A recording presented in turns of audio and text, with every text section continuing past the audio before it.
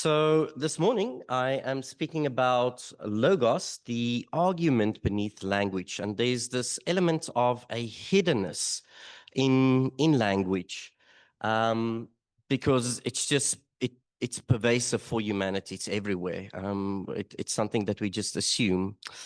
And if we think on that, human beings don't just eat to survive. We speak, we listen, we interpret, we narrate, and we live on words.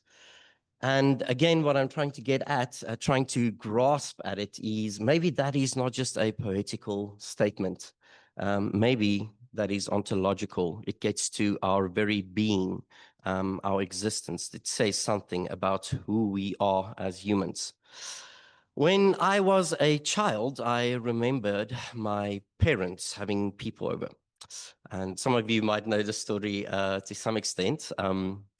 But then I look at them and I think, you're sitting there and you're having a conversation. And I'm wondering, are you stupid? You can go outside and play, but you're just talking the whole evening long. And of course, I grew up and now I'm in that same situation. But what I found was the food would finish, but the conversation would linger. And it is very clear that a big part of this, the real substance of the evening was the conversation, was the community.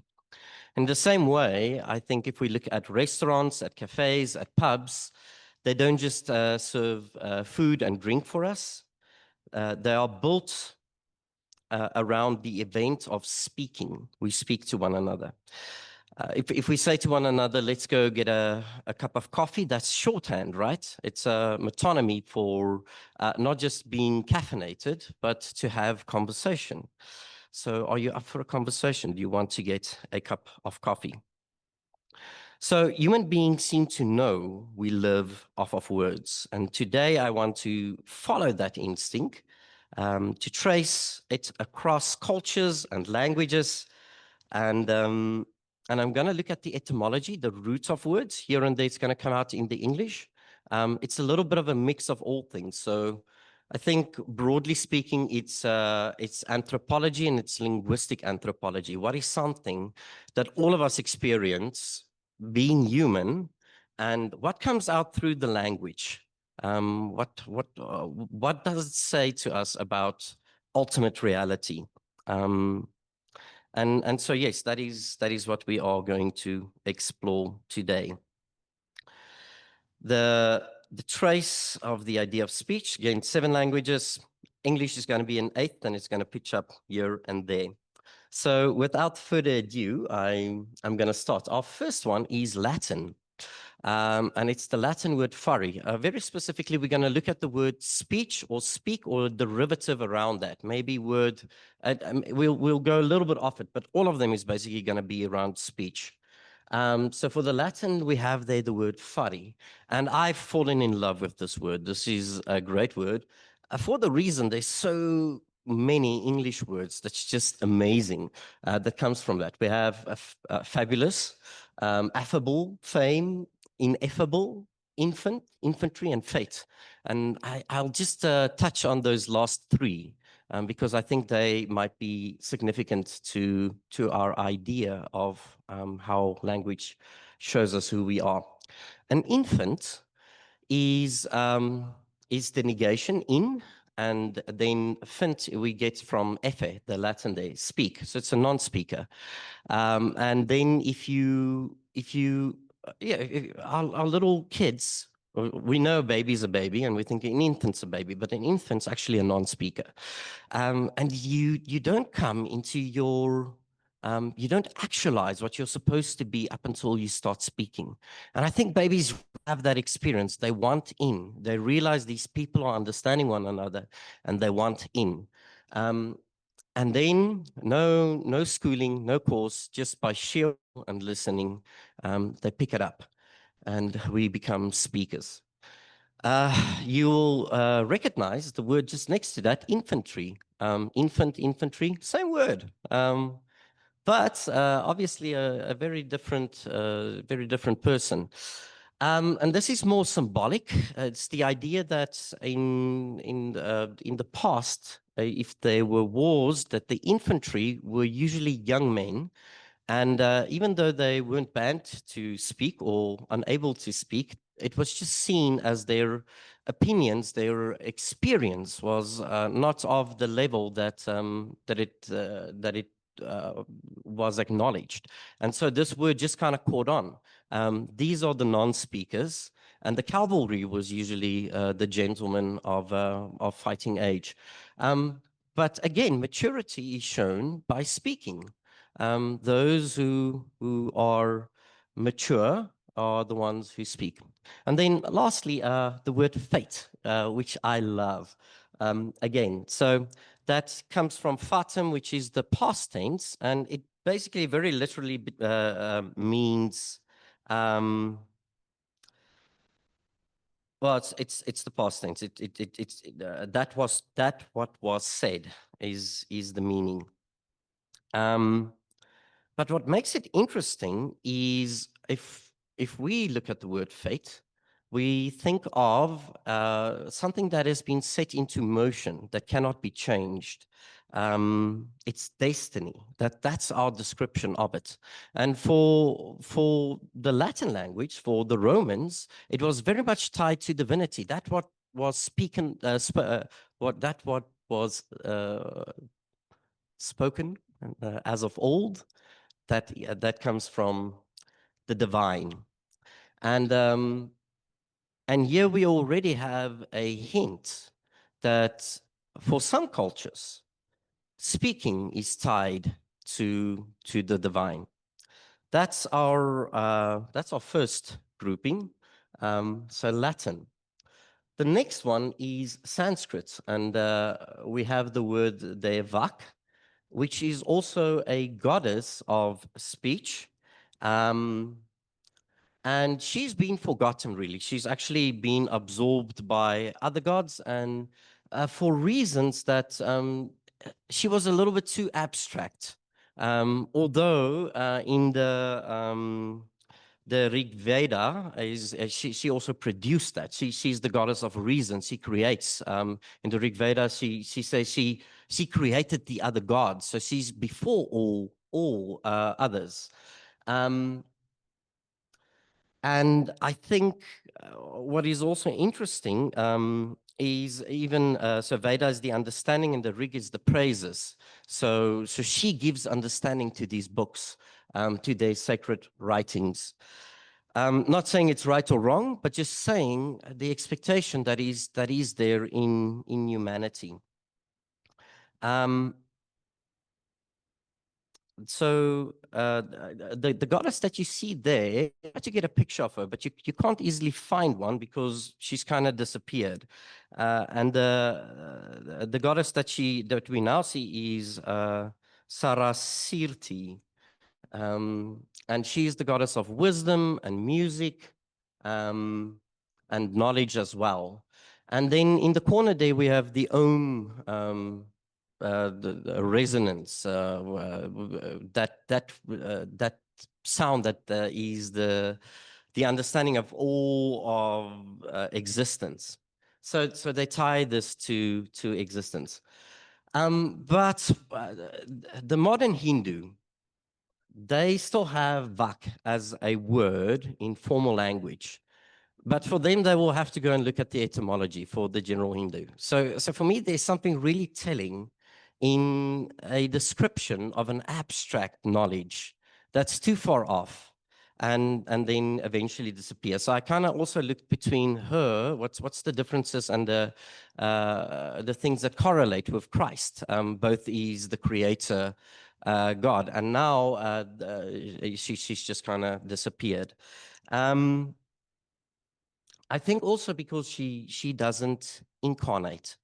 She doesn't play a role. She doesn't suffer with humanity. There's a big difference there. And the goddess that she's now kind of been absorbed into, she's got stories. It wasn't just this abstract thought. And so it says something about us as well, looking for something tangible, something that has a story. But again, Vak, speech, has this idea that we create, that if you speak, you create. It is world making. Okay. Another one is the Old Norse or Anglo-Saxon religions and or peoples. And we have the word spreken, which is, I think, more Germanic. It's more on the Anglo-Saxon side. The Norse one, I didn't put the word in there. But they have the same Proto-European roots. And and it meant to speak. And from there, the idea comes from storytelling. And we get our etymology for the word spell and the word spell from spreken. And in English, these two, I love it that these two are connected. Casting a spell, and it means that there is power, there is a potency to using words, to telling stories. That initially it meant that if you tell a story, maybe it changes something in the world, and because of that. We kind of got this idea of that to speak is to cast a spell. J.K. Rowling, now it's quite fitting because it's in her book with wizards and casting. In the Deathly Hallows, she says, words are, in my not so humble opinion, our most inexhaustible source of magic. Again, just this idea that when we speak, it has potency, it changes the world around us. And I think it is quite fitting as well that in academia, we make sure that we define things correctly, that we spell correctly, that we do our grammar correctly. The spelling, to give right definition is to give power to something. And this idea will repeat again. So yeah, so I just think that is a strong point to make, that we access a potency by being precise, by knowing what we say. Yeah, so and that brings us to another culture, the Hebrews, and we have the word dabar or davar. And what's very interesting about the Hebrews is that the word is very different from how we perceive word. It is always tied to reality. So word is a matter, a thing.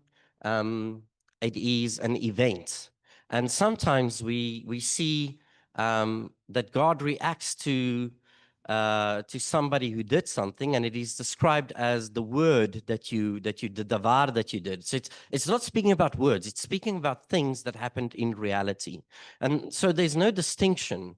I think in the Hebrew mind between the two, and henceforth we see that when God speaks, reality happens. The two is synonymous, at least for God. And to a lesser degree, we as humans also engage. We create when we speak. I think it's better not to say that we fully create, but rather that we partake. When you speak to someone, when you make decisions, that sets a course, that puts your steps into a direction. And with that, the world changes. You have partaken. So to speak is to act. That is a Hebrew idea. It's also interesting that the Ten Commandments is referred to as the davarim. It's just a plural for davar. So it's the words. And I think what's fascinating is that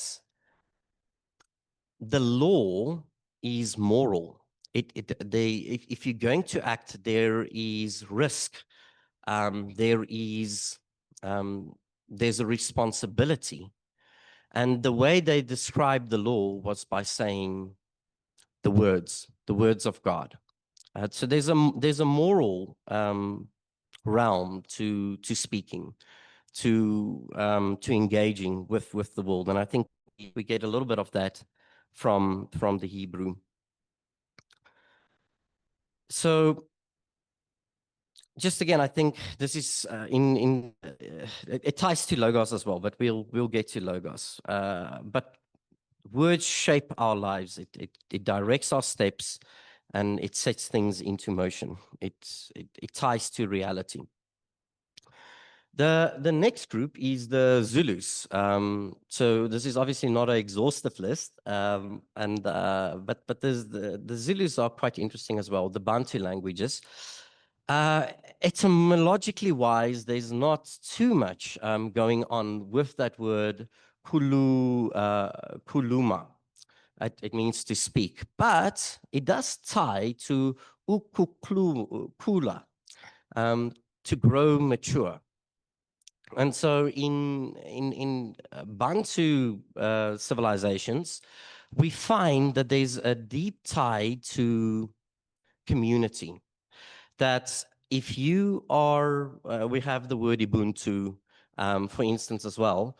But when it comes to speech, they believe that kids become mature as they speak, as they engage. It is communal. You only find your identity by speaking, and speaking implies that there's somebody listening.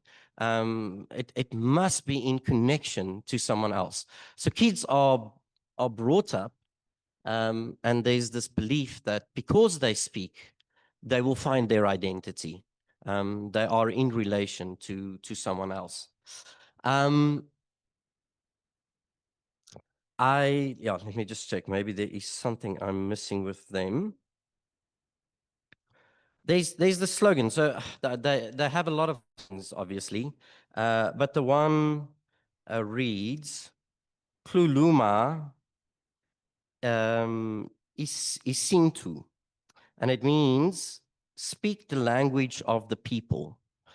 And well, that's the direct translation. But what it is implying is saying acknowledge the humanity, acknowledge humanity, speak to people and engage with them and acknowledge that they are who are.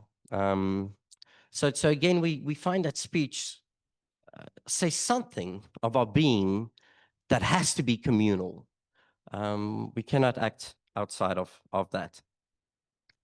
In the Chinese, the Mandarin, we have the word shuo. I try to get that correct. I know it's an H, but it's a long O sound, and then with an A at the end.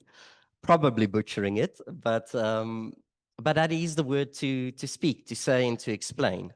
And the thing with these languages is they are logographic, which means that they consist of symbols. They're not alphabetic. Things aren't put together with words. And what you will see is there is a symbol there, Shua, and that first line is over there, and that is a yang. And that's actually the initial marker for words spoken, words and speech. But then we have duoi, and that means to exchange. And again, we find that in Mandarin, there is no such thing as a monologue. You can't just talk. You have to be in community. It implies that there is relationship. When you speak, somebody has to listen. In Confucianism, they have a little bit of philosophy around this word as well. And for Confucius, there was always a moral aspect. It is a religious tie. So they say moral order begins with right naming, speaking accurately and truthfully. moral order begins at right naming, thinking accurately and truthfully. It's again some of that same idea that we get from spelling, just showing again that this is universal. I think the statement, it says, if language is not correct, what is said is not what is meant, and the people will stand in peril. That comes from the Analects, book 13 from Confucius. What is said is not what is meant. If what is said is not what is meant, um, the people will stand in peril. So again, we have this idea that language carries a weight of precision, a moral implication. If we miss this, people suffer. It's also interesting in linguistic anthropology, all languages have swear words and have blessings. There's not one, and it feels like, oh, that's obvious, but it is quite interesting. We just fish in water. We do not know what it is to be wet, but there's certain things you don't say, and accept that those words exist and people know them, and we do say them, and then there is words that we use for blessing. So again, this plays into the sacredness of language, and the morality of language and of our own being. Okay, so that kind of, I think, brings us to the first six, and we're going to take a little bit more time with logos. It has a little bit more history. We won't be there too long, so I won't murder you, but I think it is interesting. But what did we find thus far? We found that language is relational. It gives identity. It shares morality. It has potency. It creates.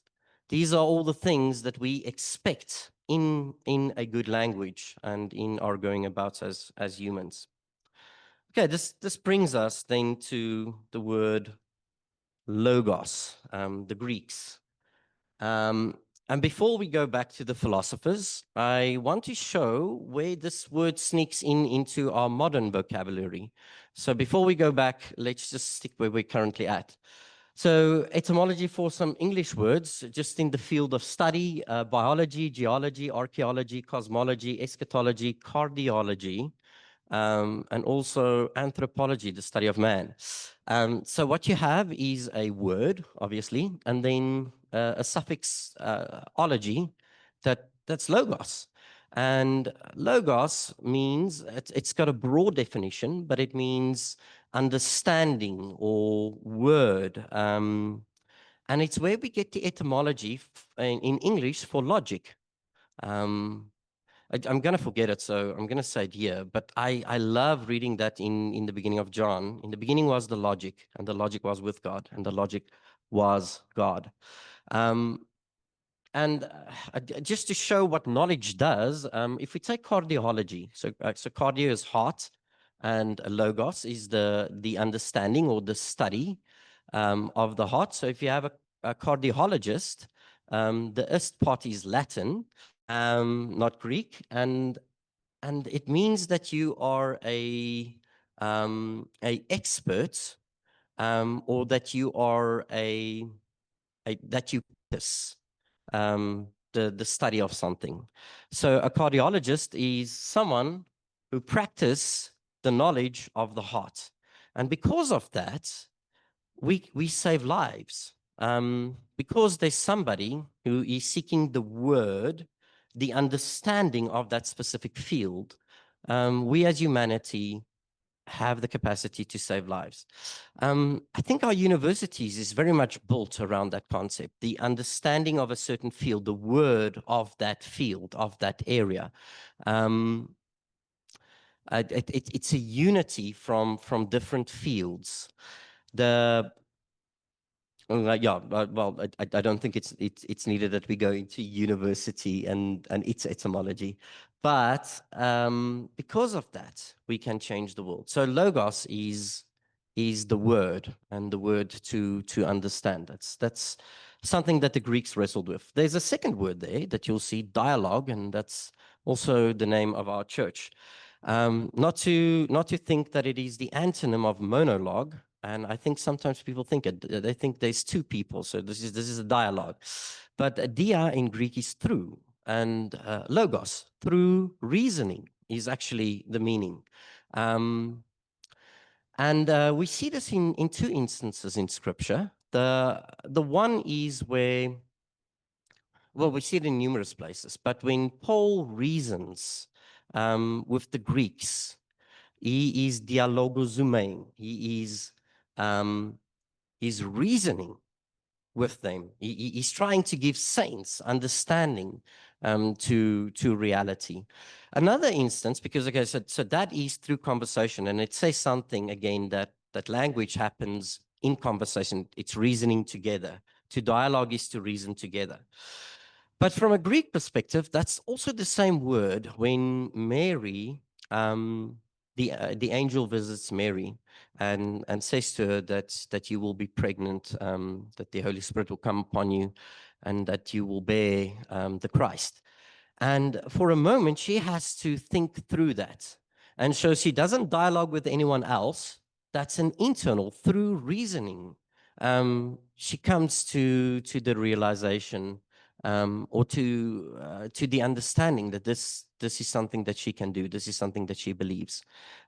It's very much part of our Christian tradition to think and to reason.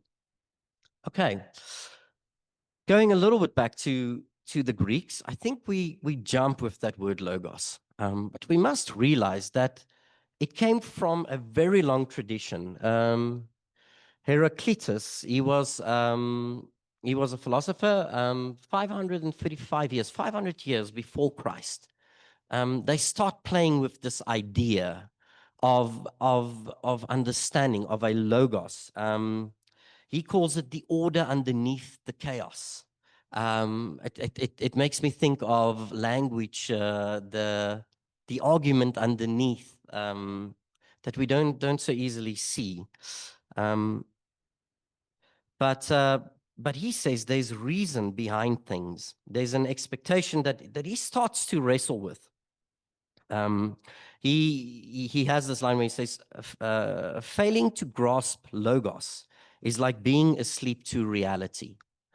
And I think sometimes we think relativism is a modern concept, but he says there's many people who are too involved with their own view, their own ideas of life, and they're not willing to match up to what's actually going on, what is really real. And he calls that the logos. He says reality is the logos. Okay, Plato comes along. He brings it down a little bit, makes it not such a transcendent idea of understanding. It's more about personal reasoning. A way to rise above the illusion, a way to reason through what is actually happening in this world. Again, I want to show the complexity of this. Aristotle uses a totally different word. He uses naos, and it's the idea of a first principle. For him, that is the first mover. And logos is only something that interprets that. So for a moment, they move a little bit away from that. But this is something that is in ebb and flow. This is not a perfectly, we figured it out. They're wrestling with this idea of ultimate meaning, a word to understand all words, a word that can define all things. And so eventually then we get to Zeno. He is the father of Stoicism. And I think they do a lot to bring it closer to this idea of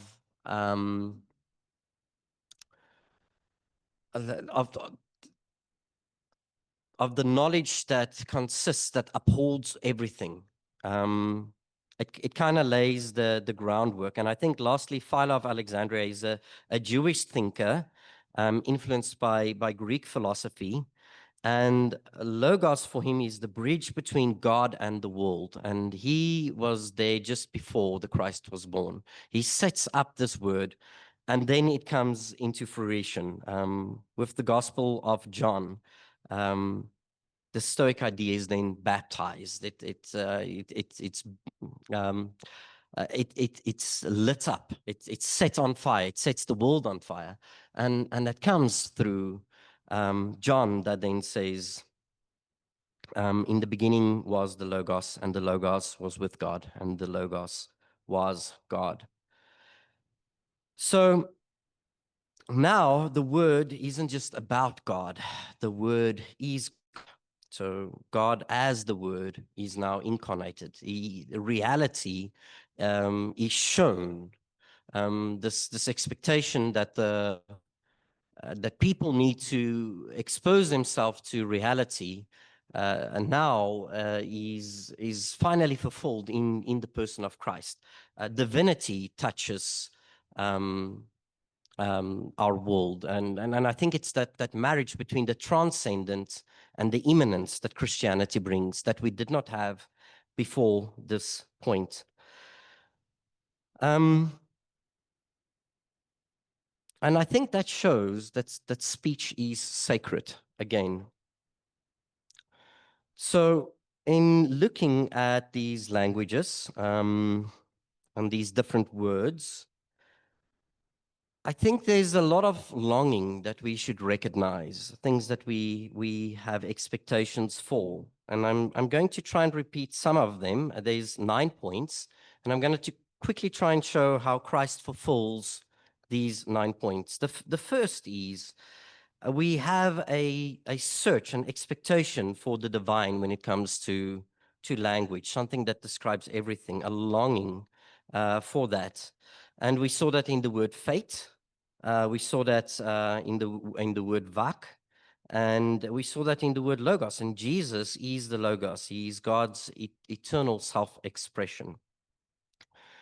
Secondly, we saw that speech creates. Well, we can take it to davar, to spell, that there's potency again.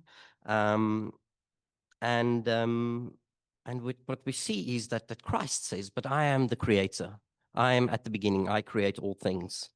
The third one is it implies community and identity. Now, this I think is more for the person as an individual, but you find your identity in community. And if we look at Christ, he has his identity in community. He is in community with the Father and the Spirit. And because of that, he understands that community, and a part of what we are in our being resonates and reflects with that. We find our identity in Christ. Fourth, we have that language gives meaning. It gives revelation. It gives truth. Again, logos, we saw the power that we can have through understanding things and the meaning that gives. We saw this in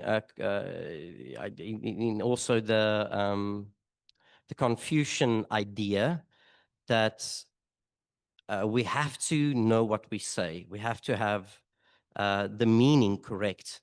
And again, Jesus is the source of all meaning. He says, I am the way, the truth, and the life. I am the word. I don't just have truth. I don't just have words. I am the word, the origin of all things. The fifth one is that words carry a moral force. So it's davar, it's that word law that we saw. It's not directly law, but it implies that the words are connected to law. If we speak, there's a moral implication to our actions. It sets things in motion. And Jesus fulfills this moral law. He sets it and he fulfills it. Seventh, we see that speech invites relationship. This time it's not just about you as the individual finding your identity, But it speaks of that you are the reciprocant as well, not just you finding your place, but that you are reached out to, that God makes covenant with you. He seeks to draw you to the Father, into this relationship that he has, into this presence that he has with the Father, and into his own being. So I think that is a big one. We are meant for relationship, and it's, if we speak, we also have a expectation of being heard. And maybe we should also be aware that we need to listen. Conversations goes two ways. And this relationship with God, we need to listen. We need to understand what is the terms of this covenant that he gives to us, this relationship that he defines. The last two is kind of, I think, one idea, and it is that words recreate. And we want closure. We want permanence in our words. If we define things, we want them to be lasting. And Christ, after death, he brings resurrection. He is the one that gives a permanence to our expectation, our longing of being. And yes, I think it also then speaks to death. The death is conquered. So at least for myself, I am convinced that Christ is not only the word spoken to us, but he is also the word that invites us to speak truly, to love deeply, and to live wisely. He opens this up to us. And I hope that, just looking through a little bit of linguistic anthropology, that some of this has become a little bit more exciting or clear to you.